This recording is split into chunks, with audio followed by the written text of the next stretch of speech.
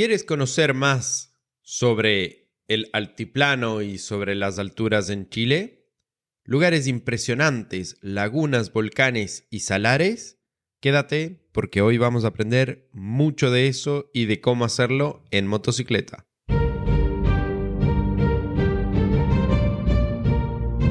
Hola, bienvenido al podcast Audio Viajes.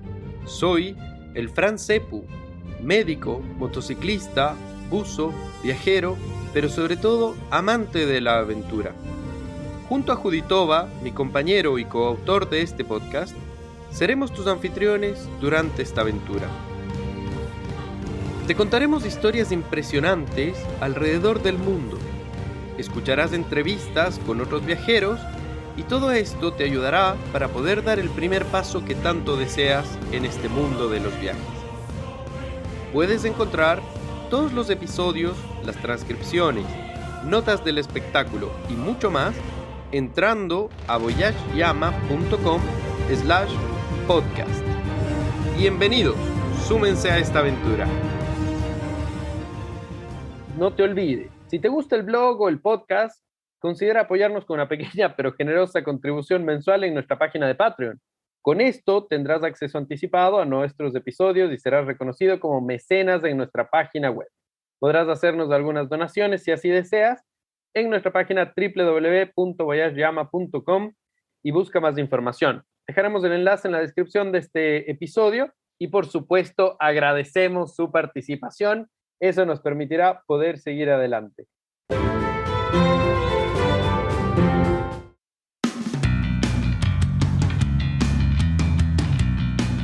Bienvenidos a este nuevo capítulo de Audio Viajes. En el episodio de hoy vamos a conversar un poquito sobre mi más reciente viaje. Un viaje absolutamente indescriptible, absolutamente impresionante y que quiero compartir con ustedes. ¿Por qué? Es un viaje que me llevó hacia las alturas del desierto de Atacama. Está bien, muchos de ustedes pensarán en San Pedro de Atacama, pero particularmente Chile tiene lugares mucho más bonitos, mucho más impresionantes y mucho menos explorados y turísticos. Esto hizo de este viaje una absoluta novedad y una absoluta aventura. Sin embargo, una de las cosas que más me preguntan habitualmente es: Cepu, ¿cómo haces ese tipo de viajes? ¿De dónde sacas la información? ¿Cómo conoces este tipo de lugares? Y aquí es donde vamos a empezar con la parte de tramar el viaje. Un viaje, desde mi punto de vista y como lo hemos conversado anteriormente, se vive 3 veces. Cuando lo planeas, cuando lo realizas y cuando lo recuerdas. Hoy estaría viviendo esa tercera parte del viaje. Estoy recordando. Extraordinario para poder contarles, para poder transmitirles esas emociones. Entonces, primer punto. En algún momento, hace aproximadamente 2 años, a un amigo se le ocurrió: vamos a Laguna Verde. Laguna Verde, el nombre ya me llamó bastante la atención y dije, bueno, vamos a darle una oportunidad. Y la verdad es que fue un paseo extraordinario, un paseo fantástico, pero muy difícil, altitudes, me quedé sin combustible, hubo varios problemas, un amigo se perdió, los otros amigos estaban preocupados. Fue un paseo difícil, en algún momento les contaré acerca de él. Pero, para no extendernos más al respecto, lo que quiero es justamente comentarles en cómo encontramos un lugar distinto. Siempre hay alguien que te nombra algún lugar que quiere conocer, siempre hay alguien que te nombra alguna cosa distinta que quiere averiguar. Entonces, muchas veces suele pasar que no solemos prestar tanta atención a lo que nos dice la gente. Y en este contexto puntual, se dio el escenario de que además apareció un programa en la televisión que hablaba de lo difícil que fue llegar a estos hermosos parajes de Chile. Y así fue. Volviendo al presente, durante la Semana Santa del año 2023, Los amigos estaban todos comprometidos con temas familiares y en mi caso, que la aventura siempre me está llamando, me dije, bueno, qué buen momento sería para volver a viajar solo. Y en realidad, efectivamente lo disfruté muchísimo. Empecé a planear el viaje, empecé a averiguar, empecé a buscar. Y es justamente en este periodo donde la cosa se pone chistosa. Porque empiezas a equipar la moto, a ver lo que te falta, pero sobre todo a buscar rutas, a buscar lugares, a buscar los caminos que quería recorrer, también por supuesto buscar lugares donde repostar combustible, cómo solucionar si hubiese algún problema, cuáles eran los mapas que, buscando en el mapa, cuáles eran aquellos lugares o los puntos en los que tenía que ir, a los cuales tenía que ir, a los cuales tenía que visitar sí o sí. Y esto fue fantástico, porque eso nos lleva a la primera parte del viaje, es donde se planea. Entonces, cuando empecé a planear el viaje, lo principal fue organizar siempre que la moto esté bien, preparar el equipamiento. En este caso, como iba a ser un viaje solo, como iba a ser un viaje sin amigos o sin apoyo, lo importante era llevar las herramientas adecuadas y en cierto punto llevar todas aquellas cosas que te permitan solucionar una probable eventualidad. En este caso fue un viaje planeado para 4 días y van a ser bastantes kilómetros, por lo tanto tuve principal precaución sobre todo en el tema combustible, en el tema neumáticos y en el tema de herramientas. Podríamos decir que el 60% del equipaje o el 60% del peso que cargaba la moto eran cosas por si acaso. Por si acaso pinchó un neumático, el compresor. Por si acaso pinchó un neumático, parches. Por si acaso pinchó un neumático, etcétera, etcétera, etcétera. En caso de que me quede tirado, una bolsa de dormir. En caso de algún desperfecto mecánico, las herramientas. Es decir, todo ojalá lo más resumido posible, pero a la vez, ojalá que no te falte nada en caso de necesidad.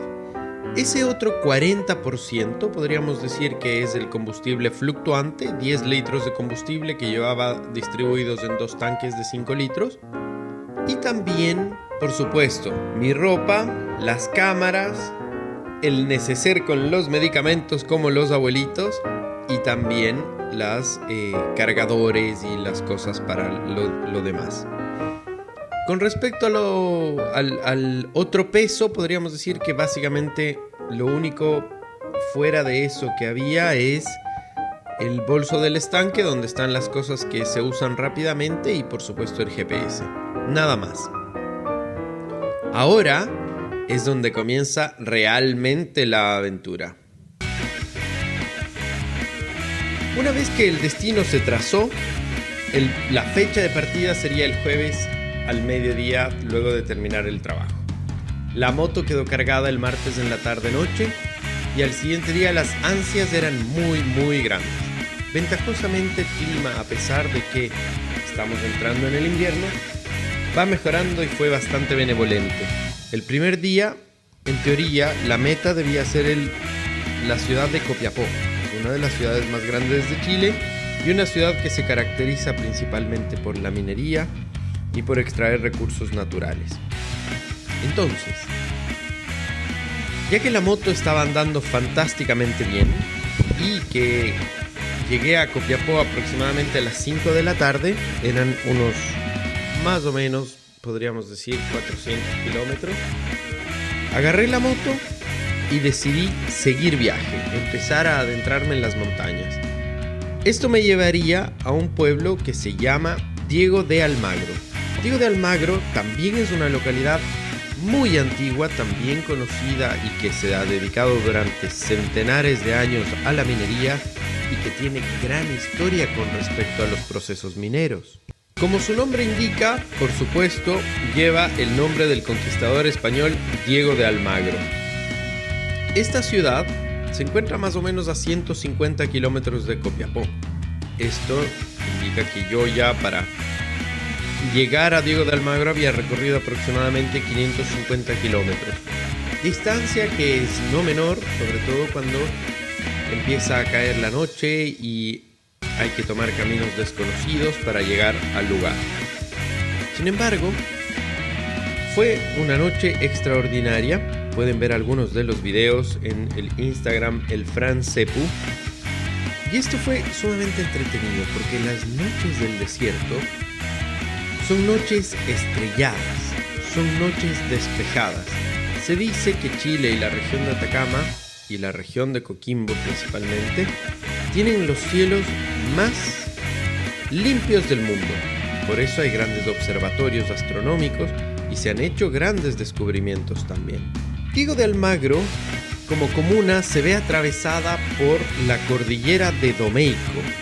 En esta cordillera existen varios salares, existen varios lugares sumamente importantes, como por ejemplo el salar de Maricunga, el salar de Pedernales, entre otros, que hacen que tenga un patrimonio medioambiental importante. Sin embargo, es bien entretenido, es bien interesante y es muy potente además saber que esta región se ha dedicado prácticamente a la minería. Dentro de la comuna de Diego de Almagro se encuentran algunas ciudades importantes para la minería, algunos pueblos importantes para la minería, como la ciudad del Salvador o el pueblo del Salvador, el pueblo de Portal del Inca, la aldea Inca de Oro, los caseríos de Llanta, Potrerillos, entre otros. Es interesante que si deseas puedas buscarlo en Google para que ojalá puedas ir complementando lo que te voy contando. Porque estos paisajes son paisajes sumamente desérticos. Estamos hablando del desierto de Atacama, el desierto más seco del mundo. Pero no solo del desierto, estamos hablando de que estos paisajes ya están en altura.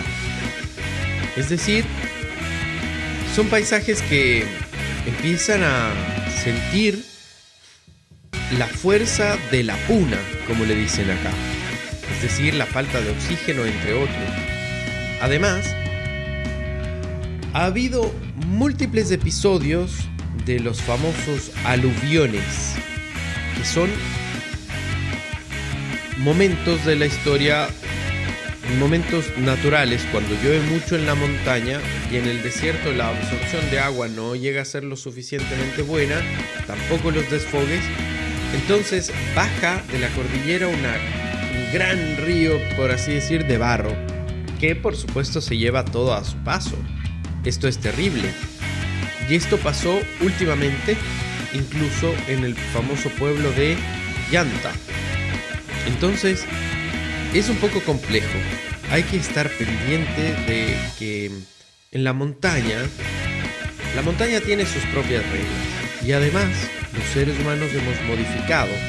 En Chile desde hace cientos de años, si no me equivoco desde 1850, aproximadamente existe minería en los alrededores de Diego de Almagro.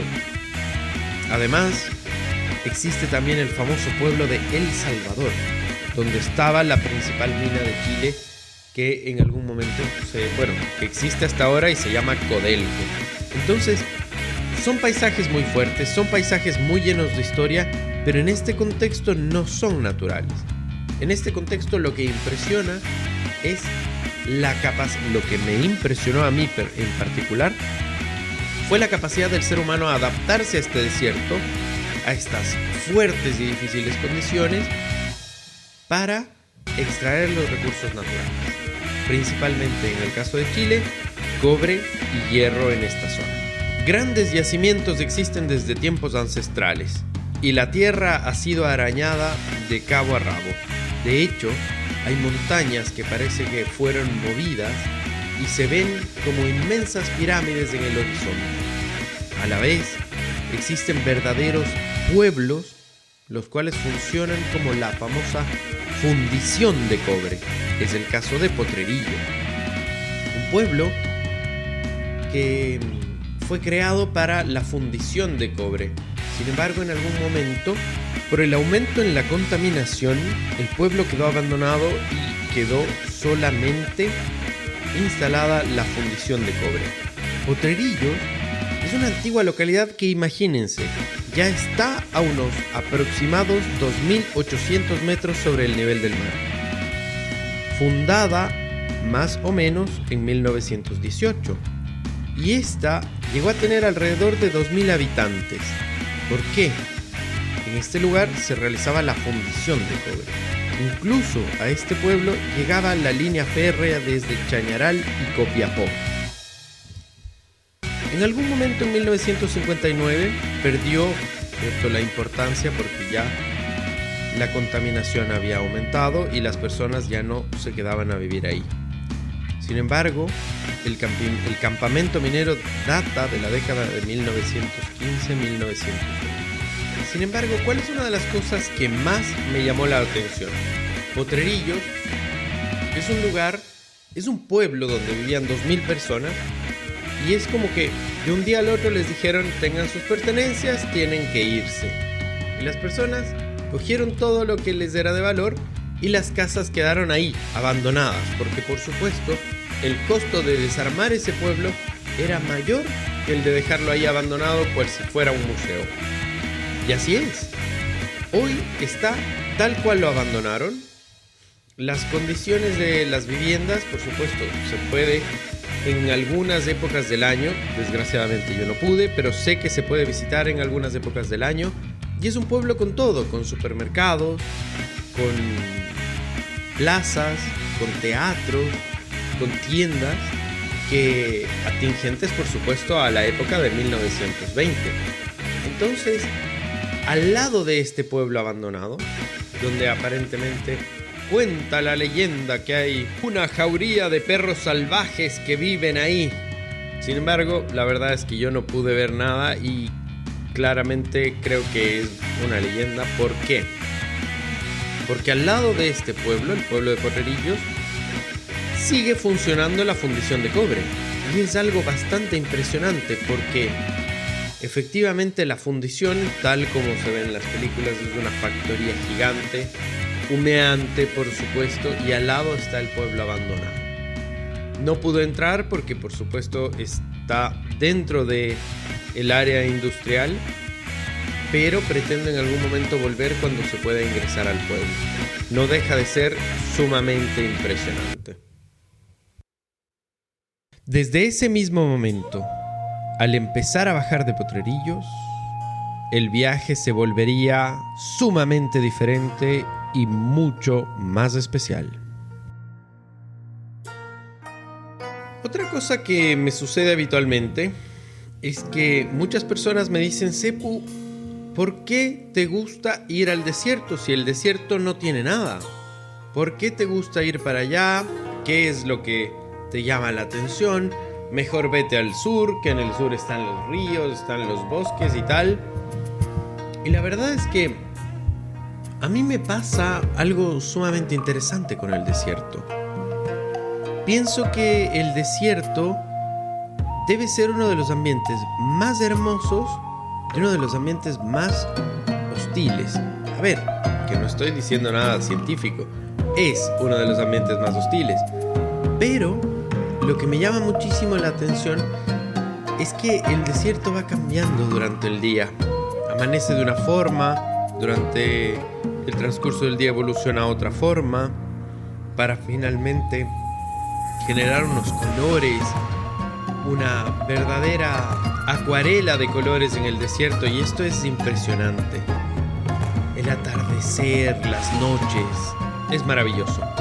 Entonces, volviendo a Potrerillos, al descender del pueblo, se puede ver toda la cordillera que está alrededor, con sus colores, con sus formas y con lo que el ser humano ha movido.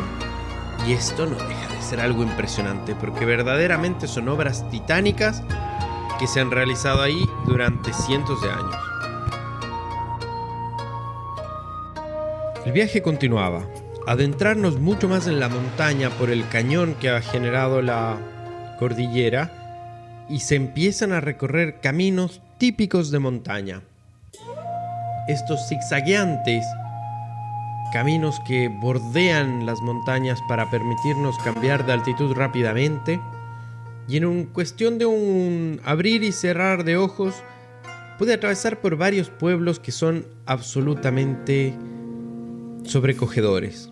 Por ejemplo, el pueblo de Llanta, un pueblo abandonado que hoy por hoy es prácticamente un cementerio de trenes, un pueblo que ha sido azotado también por estos famosos aluviones que conversamos en algún momento, y al dejar este pueblo, en algunos lugares se generan pozas de agua que quedaron de estas lluvias en el desierto de Atacama.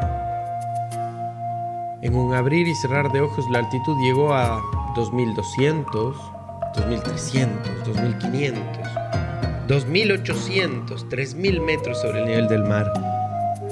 Aproximadamente a los 3500 metros sobre el nivel del mar, llegamos a la cima de la montaña.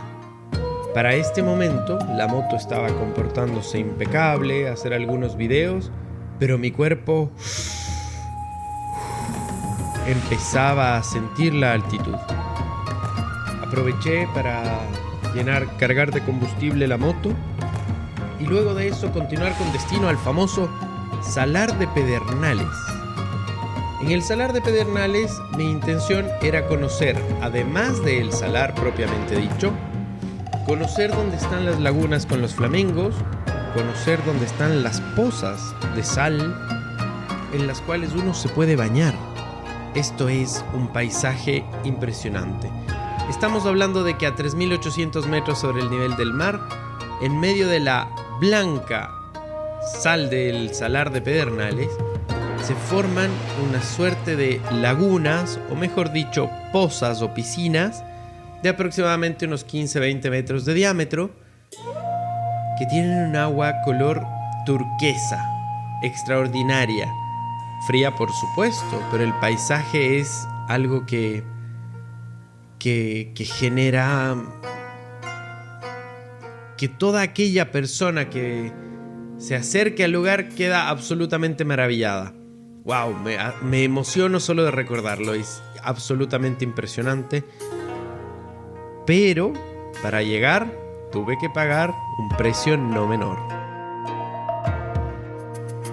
Durante mi búsqueda para poder llegar al lugar exacto del salar, ya que al ser lugares tan alejados no cuentan con una señalización verdadera, ¿cierto? No son lugares de fácil acceso. Sin embargo, son lugares que son muy preciosos. Durante mi búsqueda, muchas personas, como es habitual, me generan o tratan de generar miedos. Uy, cuidado, te pierdes. Uy, cosas malas pasan en la altura. Uy, ¿y si a la moto le pasa esto? ¿Y si te pasa esto? Easy. Típico. Esas personas que habitualmente no hacen las cosas, pero tampoco quieren que las hagas por miedos.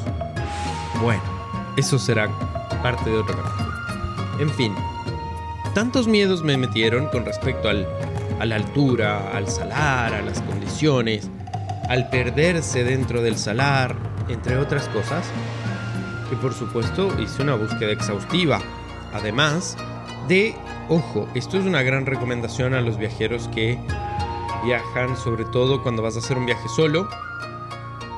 Siempre avisar a familiares y amigos dónde vas a estar y más o menos cuando tienes presupuestado regresar, para, en caso de que, si no has aparecido, armar algún plan de backup con el cual puedas solucionar el problema. Así que mucho ojo con eso, eso es una muy sana recomendación que también me la dio un viajero muy antiguo. En fin, saliendo de ese paréntesis, hice mis averiguaciones a través de varias aplicaciones. Habitualmente yo uso una aplicación que se llama Maps.me, que usa mapas offline. Y además uso también una aplicación que para este viaje utilicé Wikiloc, porque guarda las coordenadas que se pueden ingresar en el GPS y nos permiten llegar a los lugares. Entonces esto fue muy muy bueno. Sin embargo, no me di cuenta de que, y esto como recomendación, si vas al Salar de Pedernales, busca el lugar que se llama Las Pozas. Esto también es una recomendación que en algún momento me pasó en Bolivia. Ya que las condiciones iban a ser duras, por altitud, por temperatura, por clima, por la moto, por la soledad, etc. Sabiendo que hay un peligro inminente, pues en algún momento decidí contactar a cierta empresa de turismo, que no voy a nombrar acá, pero pidiéndoles a ver si me podía sumar a su tour. De muy mala manera me respondieron que no. Luego traté de pagarles el tour y seguirles en la moto, a lo cual también respondieron negativamente. Y la tercera pregunta que hice fue si incluso pagándoles el tour me permitían seguirles. Por supuesto que dijeron que no. Por supuesto que además de haberles pedido eso, les pedí quizás las coordenadas para ingresar en el mapa y dijeron que no. ¿Qué es lo que sucede? Existe esta suerte de... No es ni siquiera celo profesional, simplemente celo y desde mi punto de vista estupidez por parte de algunos guías o de algunas empresas que hacen esto. Con tal de que en algún momento vayas con ellos, sin entender que ya estás ahí y estás dispuesto a pagarles. Entonces, la recomendación es, 1, si desean hacerlo con los guías, verlo con tiempo. 2, si un guía te dice que no, no es motivo por el cual abandonar la idea del viaje. 3, seguir buscando. Hay otras empresas y de esto me enteré mucho después, cuando ya había llegado a las lagunas. Sin embargo, el precio que tenía que pagar todavía era bastante alto.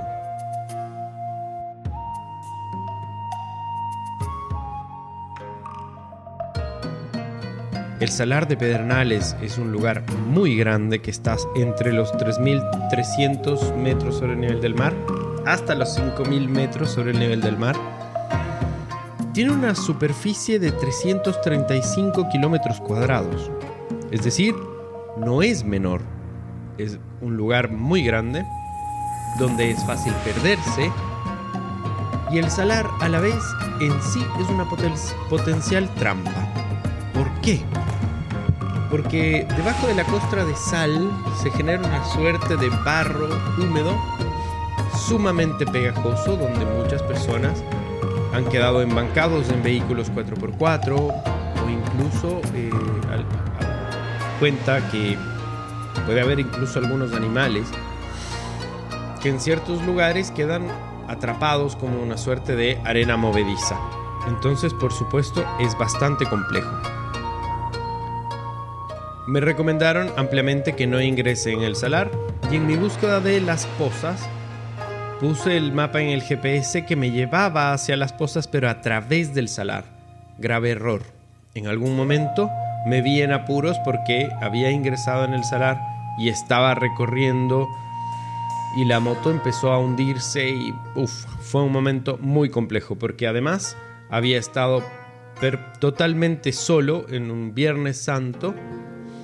No me había cruzado con absolutamente ningún vehículo, es decir, iban a pasar por lo menos 48 horas hasta que se sintiera mi falta en algún lado o alguien llamara alguna alarma. Por lo tanto, en esto hay que ser muy conscientes. Logré sacar la moto, reposicioné bien el mapa y recorrí el borde del salar. Esta es la primera parte del precio que tuve que pagar. La segunda parte del precio que tuve que pagar se da ya que el ingreso a las pozas debe tener aproximadamente 40 kilómetros de largo. Es un ancho canal de arena por donde han circulado cientos de 4x4 y en moto, tengo que ser sincero, no fue absolutamente nada fácil. Recorrer estos 40 kilómetros aproximados de arena, piedrilla. Aquí hay una especie de polvo que le dicen chusca. No fue absolutamente nada fácil. Y por supuesto, como dicen en Chile, compré un terreno, que significa que me caí. Y fue bastante complejo, fue bastante doloroso y la altura, además el cansancio, la altura, hicieron que esas condiciones sean mucho más difíciles. Luego de una caída y luego de mucho esfuerzo, pude llegar a las pozas. Al llegar a las pozas había otros vehículos ahí. Claro, algunos vehículos que habían estado con los guías. Fue sumamente interesante porque en particular uno de ellos le llamó muchísimo la atención el verme ahí en la moto. Luego, recorrer el camino, hay que hacer una caminata de aproximadamente 1 hora para llegar hasta las pozas. Esto es sumamente interesante porque la recomendación también es hacerlo de forma adecuada. Es decir, es que recuerdo y lo recuerdo y me da risa. ¿Por qué? Porque por supuesto yo iba con el equipamiento de moto e hice toda la caminata, más o menos 40 minutos de caminata con botas de motociclista, botas de enduro. Cada bota pesa más de 1 kilo o 1 kilo por lo menos, así que fue sumamente entretenido. El llegar al salar, a las pozas, es algo que impresiona. Es un verdadero paraíso para la vista, es un lugar extraordinario porque, como decía anteriormente, la sal blanca, el agua azul, el paisaje muy fuerte y en realidad el cansancio, fue un verdadero premio haber llegado hasta las pozas del Salar de Pedernales. Sentirse dentro de toda esta inmensidad es algo absolutamente sobrecogedor y a la vez un golpe de humildad, desde el punto de vista de que yo creo que la altura nos muestra lo pequeños que somos, lo frágiles que somos y además, en mi caso puntual, cuán hermosos pueden llegar a ser los paisajes que nos estamos perdiendo por quedarnos en casa a mirar Netflix o a mirar alguna otra plataforma.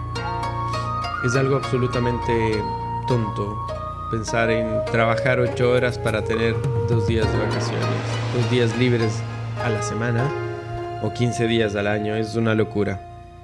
Esto te lo abre la montaña y es algo que vale totalmente la pena analizar. En fin, antes de salir del análisis, antes de salirnos del Salar de Pedernales, disfrutamos y conocí justamente, como les decía, a otro guía.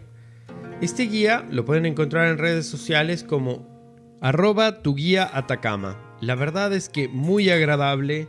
Estuvimos conversando en algún momento, me ofreció de su ayuda y de hecho existe alguna frase que dice: aquella persona que te brinda agua en el desierto, pues bueno, fue él.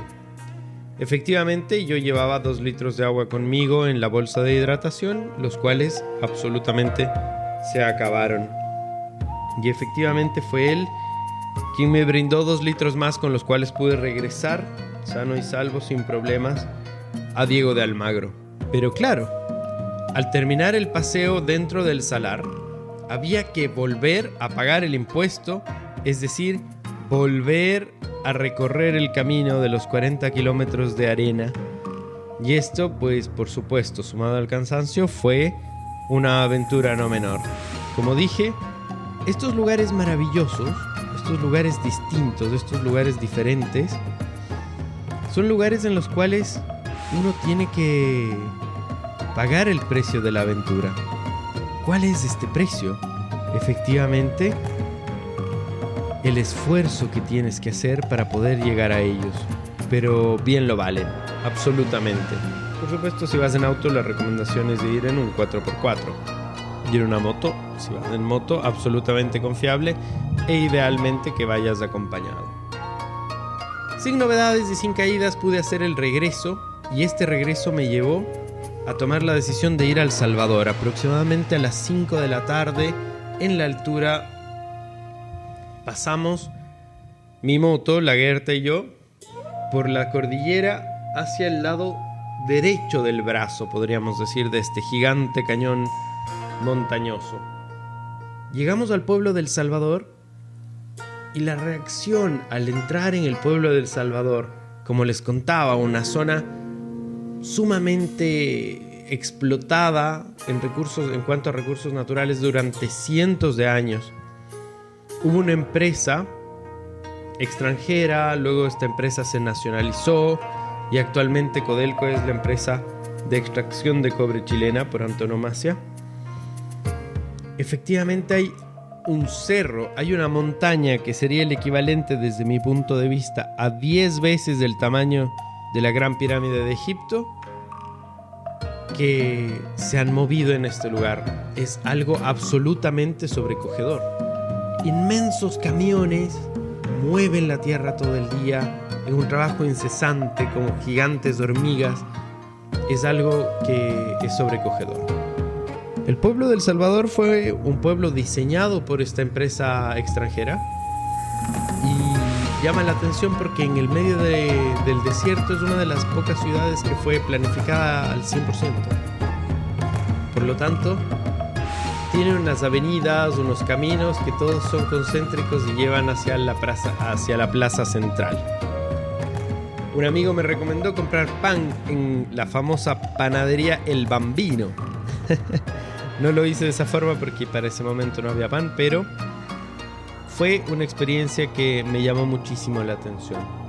Por supuesto, un pueblo que se reconoce a sí mismo como minero, con una esencia absoluta de mineros y por supuesto con una población flotante que no deja de ser una de las cosas más importantes que tiene El Salvador, porque gran parte de la población no vive en El Salvador, sino van, trabajan y se dirigen a alguna de las ciudades cercanas, como por ejemplo Copiapó o en mi caso puntual La Serena, donde recibimos muchas personas que trabajan en la minería. Esto es absolutamente impresionante porque es gente que se está moviendo todo el tiempo a través del país para trabajar y extraer los recursos mineros.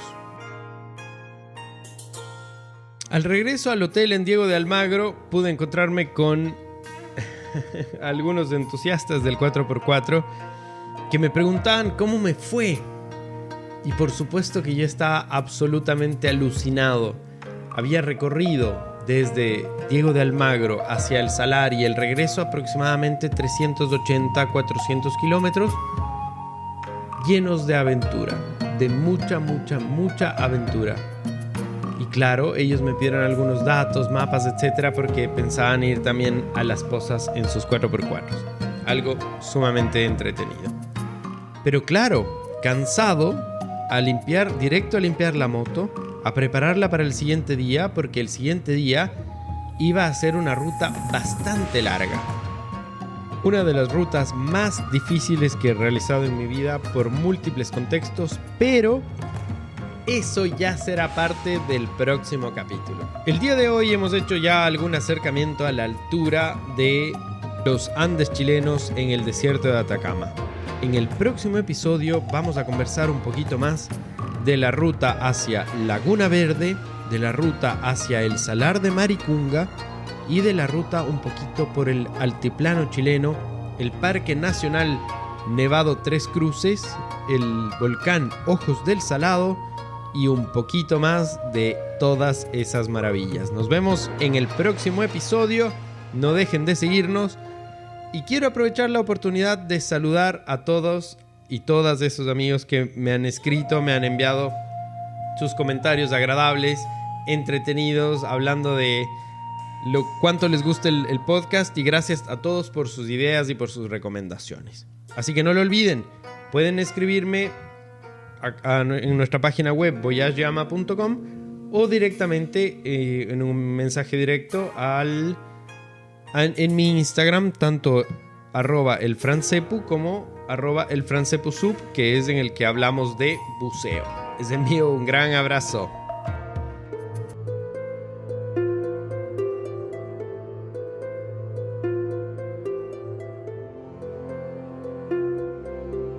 Gracias por habernos acompañado en esta aventura. Esto es todo por hoy. Esperamos que lo hayas disfrutado tanto como nosotros. Recuerda, puedes ver más historias, entrevistas y contenido entrando en la página voyageyama.com. No olvides hacer clic, suscribirte y visitar nuestro blog. Hasta el próximo episodio. Te esperamos con muchas más aventuras, viajes y anécdotas.